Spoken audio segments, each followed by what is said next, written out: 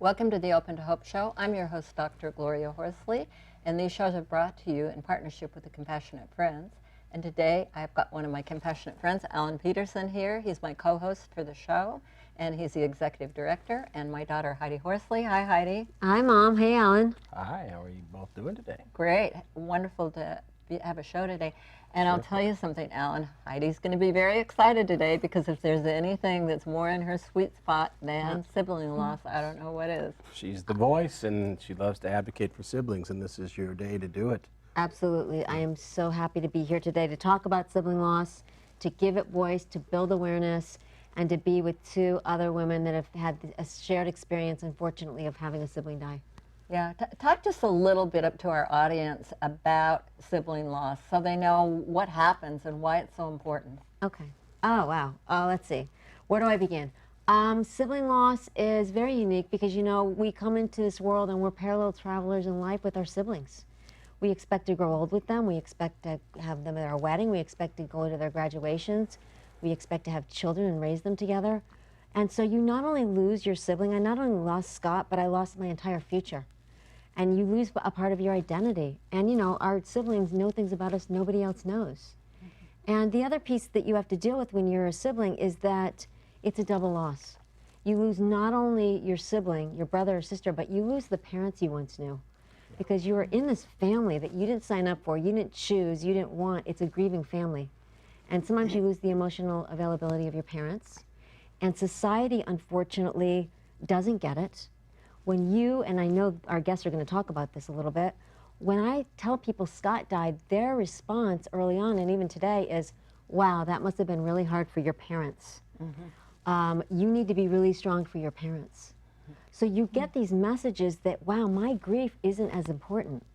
You know, there's a hierarchy, and in that, sibling loss is low, even though we should have spent 80 to 100% of our lifetimes with our siblings. Wow. And I know there are going to be people watching this show today who have had sibling loss themselves, but Alan and I can both tell you, as parents who've lost children, we are worried about those other siblings, aren't we, Alan? And you know, that's what I think when we do these shows, they're double beneficial because when you say that, you remind us of that is how things are, but we also learn, and when we're new in grief, we don't know how to help you. Right. We want to help you, but sometimes we're incapable of it. And I know we're going to explore that and so much more and how siblings deal with grief today. So yeah, absolutely. A really good show.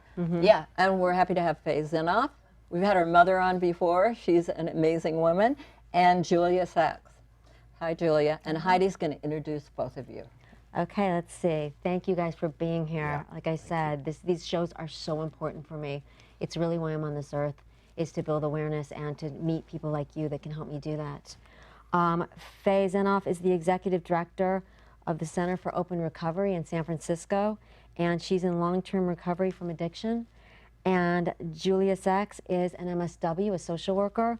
She is the Substance Abuse Prevention Intervention Program Manager for the Center for Human Services in Seattle, Washington. So Great. Welcome to the show. Thanks so much. We are so lucky to have some experts on, aren't we? Because there is such a problem with drug addiction and abuse when there's been a loss. So thank you guys for coming on. Yeah. Fay, why don't you start and tell us a bit about losing your brother? Well, thank you. And I think there's such an intersection with the drug addiction piece, too. So I was 13 when my brother died. He was the oldest of three. He was a real outdoors person, and he died by falling off Upper Yosemite Falls. Right.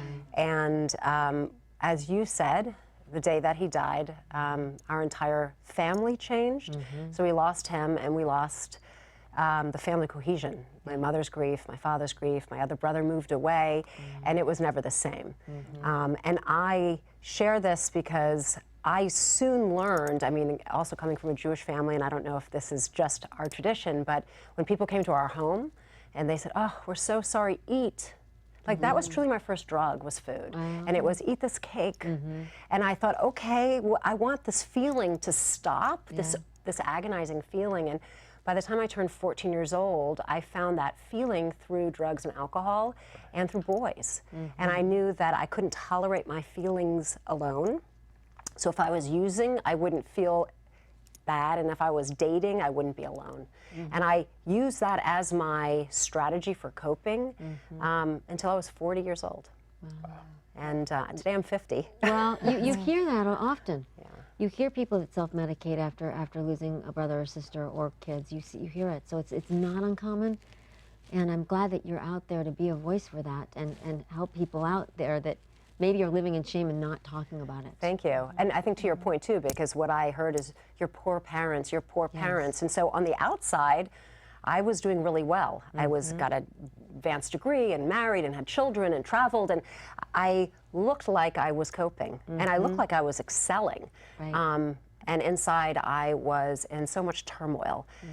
So by coming forward today and saying, this is what recovery looks, I recover from my grief and loss and from my use and misuse of medications and alcohol, and it's possible. And today I get to be present for my own children and my own relationships. And because of the stigma, there's so much discrimination, and that's why so many of our kids today are dying, because they don't get access to care, and their parents can't ask for help, and doctors are getting away with overprescribing. Yeah. And so it is a crisis. And so by coming forward, I hope I can help eliminate some of that stigma. Absolutely. That's great. Can you talk a little bit about the work that you're doing now? Oh, thank you. Yeah. So Center for Open Recovery is an organization, it's a nonprofit organization in San Francisco, and it was established about 60 years ago, and it was established in order to help educate the general public and to do advocacy work about the fact that alcoholism is a medical issue, and it's a public health issue, and it's not a criminal or a moral issue. Today, we've changed our focus just to champion open and long-term recovery from addiction in order to end the stigma, so that we can have not just 1 in 10 people who are struggling, but 10 in 10 people who are struggling be able to get access to care. Let's come back to that in a minute, because I want to talk. I think a lot of the basis of abuse of substances is related to loss, all sorts of kinds of losses. So let's come back to that. But first, Julia, let's hear about you and your siblings too, right? My siblings. Wow. I lost my brother in '97 to a prescription drug overdose after a surgery. He was 37, and my sister to suicide 5 years ago. Actually, a niece last year to a drug overdose as well. And do you think that there's any correlation between your sister that died by suicide and your brother's death? Is it your brother that died? Yeah. Okay. Did you see that she kind of spiraled down, or was it separate? You know, I think it was just the cycle of, drug addiction, mental health. Yeah. So, yeah, I think it just, I don't necessarily know if there's necessarily a connection to it, but just perhaps just unresolved grief in the family. I never thought about that, actually. Which makes that sense. way. Yeah. And then a niece, Yeah, my you niece. said. Wow. That's a lot of loss. It is. It is a lot of loss. And what are you doing now in your work? I'm a intervention, substance abuse prevention intervention program manager for Center for Human Services, and we work with kids that are 12 to 19, school-based prevention programs. That's great. So it's amazing. Very And blessed work. you're in Seattle. Yeah. Oh, wow. And came here for this. I did. It's amazing. Yeah, but I think it's amazing the work that both of you are doing. How does your loss affect the work? Because, a lot of times we'll work with counselors or grief counselors who've had the loss of a child, and I always think the people that go to them who've had that loss are very fortunate, because not only are they the counselor, but they understand it. So how does your loss affect you in the workplace? Is it what drives you and motivates you? Or Well, I know we're very different in terms of Julia is an actual MSW, so she actually works one-on-one with clients. I'm the executive director, so I have an organization where I have on staff those social workers and so forth that work with clients. But I often get parents calling me after their children have died and saying, what do we do so no one else has to go through this? And what I'm able to do is say, not only have I lost my brother, but I was also using and misusing alcohol and drugs, and I can tell you about your child's experience and that it is possible to survive, and how are you going to focus on your other kids? And I actually give them Compassionate Friends information. The fact that they know that healing is possible, and that, you know, somebody who was in such a place of so much pain is able to give back. And the giving back is part of the healing, right? And so I feel that my loss and my struggles, hopefully, are a gift that will help transform somebody else's journey and make it that much better. Well, and I think it is, because I think that when people, it's like we always say, if you've lost hope, please lean on ours. I love that. If somebody that's in a really bad place, you guys know this, and they just don't even see a way out, they feel like they're at the bottom of the well, if they can look at you two, and you guys have been there and made it, they know, hey, maybe I need to hold on to both of you as a lifeline. I don't know how I'm going to make it, but I'm just going to do it 1 minute at a time and look at you two as examples. Well, And that's powerful. Thank you. I want to say that, as I mentioned, when my brother died, our family really imploded. But today, you know, 30 plus years later, I really have an intact family. And I was sharing just now before the taping that my children and my brother's children talk about Uncle Victor. And they play his favorite song on the radio. What is that? Well, he was a deadhead, so. I love it. So is my sister. I became a deadhead after my brother died. She became a deadhead. Exactly. But it's so sweet, because here they are, a 5-year-old and a 21-year-old talking about the uncle that they didn't know who was on this earth, but they know his spirit. Wow, And, that's great. Well, Julia, you were how old when your first sibling died? 26. 26. So one of the things I'm interested in here is, for people that are watching this, is the experience of a 14-year-old, or was it 13? 13. 13-year-old versus a 26-year-old losing a sibling. What are your thoughts about it? Because I think you, how long has it been For since sober? your first sibling died? 1997. Okay, so my guess is you processed it more than a 13-year-old at the Yeah, time. I was 3 years clean and sober at the time, so I had some tools, you know, under my belt that would have been different from a 13-year-old. And for you sure. had a 12-step approach Yeah. to dealing with it already. When your sibling died, you said you were clean and sober for 3 years, right? Yeah. Was it hard not to go back and self-medicate, or not really? Did you already have enough coping skills in place where that a lot wasn't? of coping skills at that time, and an amazing support network, and I just, you know, I knew where that other side could lead me, and I was never willing to step that line. Because And it's great that you already had those skills in place. And Fay, would you say that you developed the 12-step Right. skills? So when I was exposed to the 12 steps. And how old were you? I was 40. Yeah. I did not have the coping skills. I didn't see it modeled. I saw tremendous grief and destruction and loss. I self-medicated by over-exercising, overspending, overeating, I just self-medicated. When I got to a place that I felt insane, in my late 30s, I was willing to do anything to change, and that's when I acknowledged to myself that I had a problem. But I had no problems on the outside. Right. And when I went into a 12-step program, which is a fellowship, it's one person helping another, and I learned these tools. They were tools for living, not just dealing with grief, but living with being uncomfortable, living with being dissatisfied, living with not knowing. And I had never learned those tools. And so now I know in the middle of the night, if I wake up and I'm overwhelmed, oh, I can pray, I can meditate, I can journal, I can call someone who understands. I'm not alone, and I'm going to get through this. Well, and I love the Serenity Prayer. Oh, yeah. I'm in private practice as a psychologist in Manhattan, which is where I live in New York City. The Serenity Prayer is on my desk, you know, and so that my clients can come in, because it speaks to everybody. You know, we don't have control over, we have to know what we don't have control over. That's right. And I think that's the whole reason we were even invited here today, because my understanding is during the taping when my mother was on the show, another guest and she both spoke about using the Serenity Prayer as a tool that has helped them while they've been grieving. Right. Yeah. Well, I often tell people that I think, you know, grief work is life work too, and it's those same things. And I think one of the things that many of us, and in my loss, when my daughter Ashley died, is I realized I didn't have control. Whatever sense of control I thought I had, you know, was shattered. And so I think grief work is life work too. And I think what's confusing and why I love that you have the courage to talk about your struggle is because when we're new in grief, especially, we cope any way we can. And, you know, we try to tell people, you know, if you can keep it between the lines, you know, but sometimes we just can't. And to tell people that, you know, there's not something wrong with you. That's right. You just might need that additional support. Yeah. And it's because it's sad to see one life lost and then another life lost because of substance.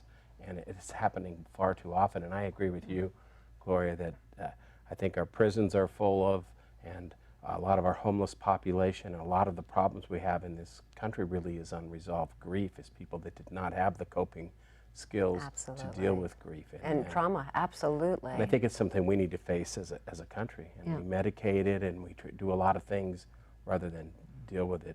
And I think that's right too with the treatment that we use, whether it's medication or treatment centers. It's about abstaining from using as opposed to getting underneath about why are we using, and learning the tools to deal with the original origin of whatever the source of discomfort is, which is to your point. And you know, you have to feel it, and that's not pleasant. None of us wants to feel the grief. The other thing is with the feeling part, I was given the messages that I needed to be strong, so that I didn't feel like I had the right to my feelings, and I hid my grief from my parents, which I see a lot with siblings because we're trying to be good kids. We see that our parents have been through a lot, so we're like, okay, well, I better not cause them any more pain. And I wondered if you were both given messages of you need to be strong or you need to hide your grief. Your parents have gone through a lot.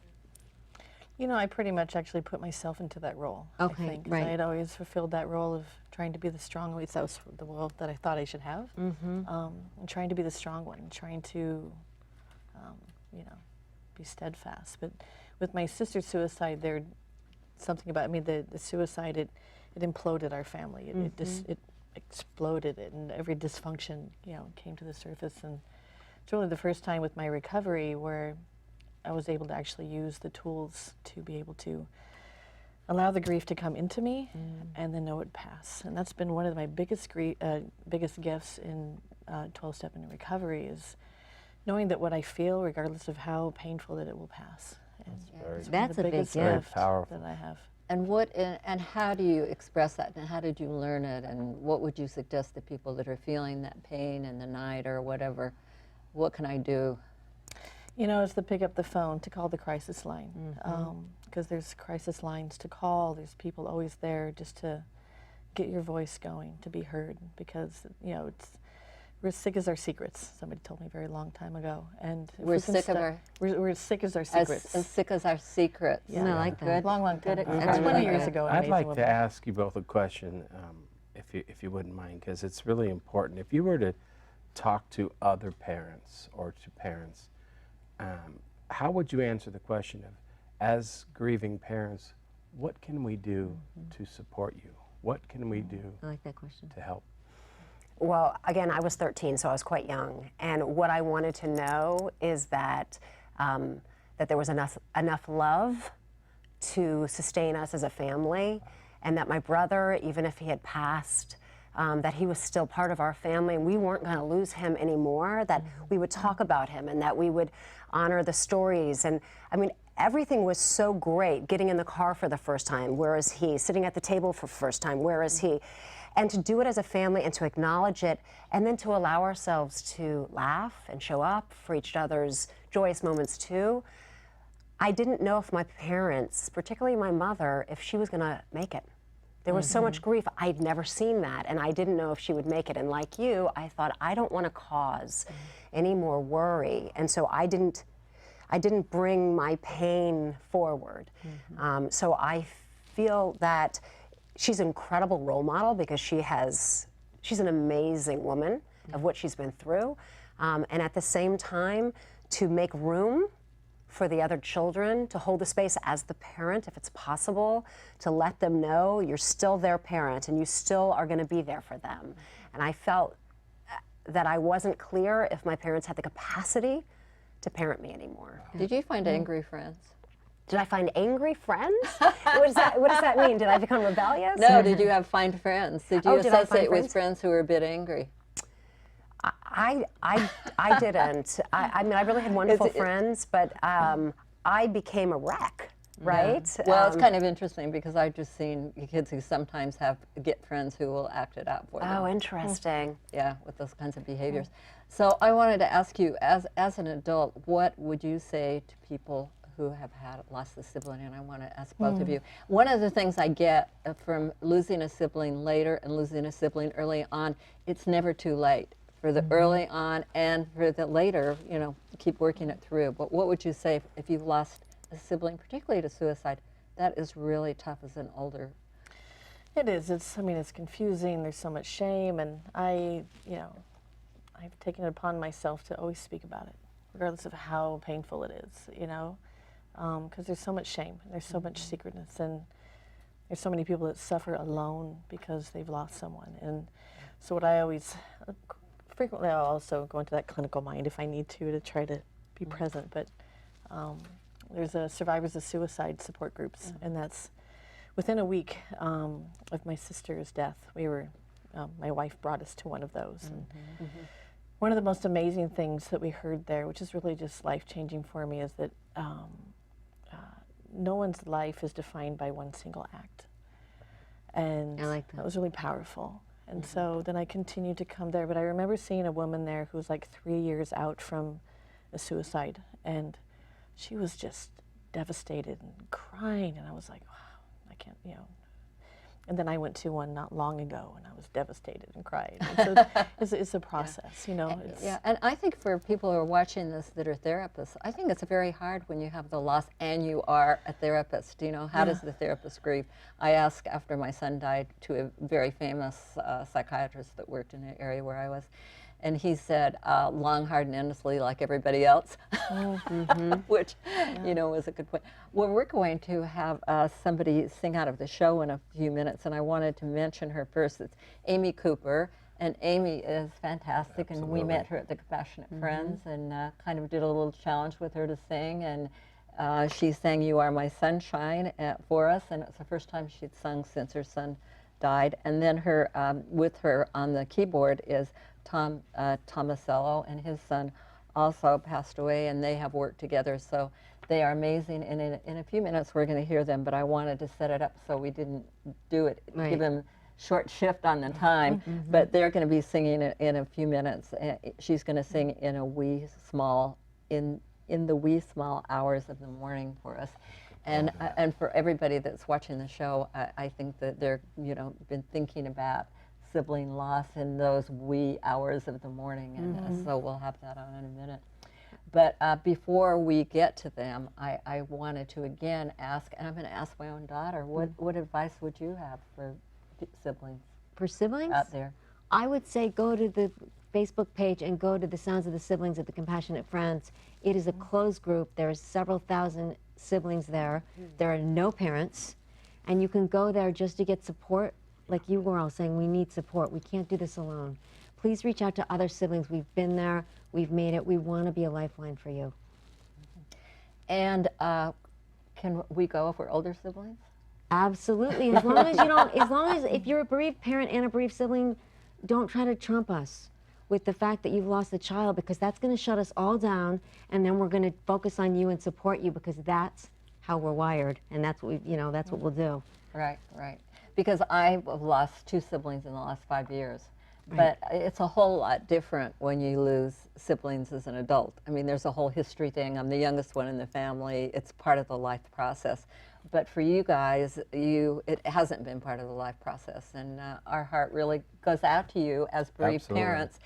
And I'm just so happy with Heidi, and I know your parents are happy with you and what you've done. And it's just wonderful to see what happens, how people can grow up, because we worry so much, don't we, Alan? We do, and to see the work that you're doing with what you've been through as honorable, and the courage to share your story.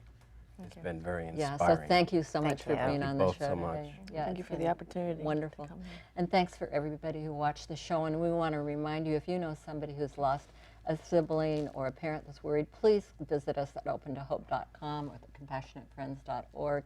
And we all want to remind you, as always, if you've lost hope, please lean on ours till you find your own. And God bless. And now we're going to hear from our friend, Amy.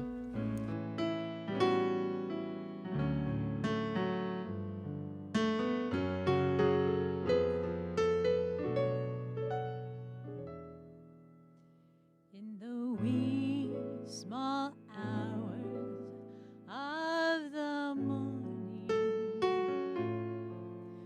when the whole wide world is fast asleep, I lie awake and dream about you, and never ever think of counting sheep. When your lonely heart has learned its lesson, I am here if only you would call. In the wee small hours of the morning, that's the time I miss you most of all.